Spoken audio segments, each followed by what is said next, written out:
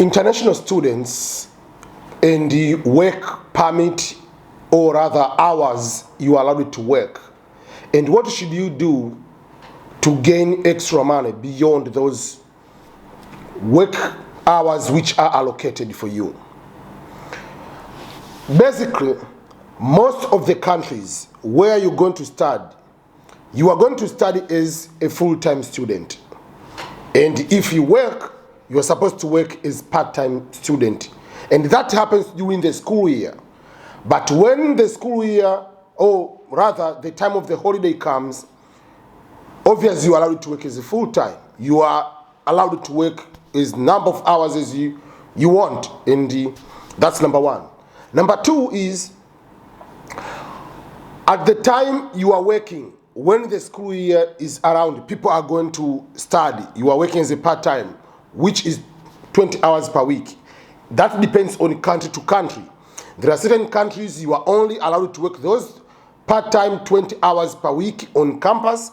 Some countries you are only allowed to work those 20 hours per week, even off campus. They don't care as long as it's not full-time. So depending on country to country. But that doesn't stop you to have side business, to have certain other things to gain extra money as a student. What you are not allowed is to be employed and work over 20 hours per week. That is the regulation. But does that stop you from being a content creator, being a YouTuber? No.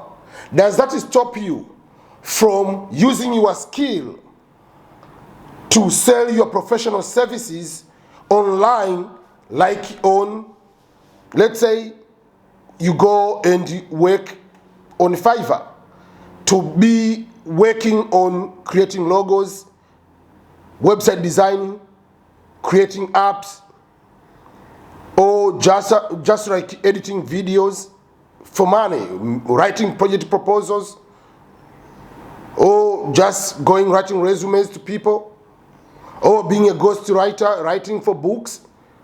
So you are not restricted to have side business and get extra income on the side. There are people who know how to make hair. They do that on the side.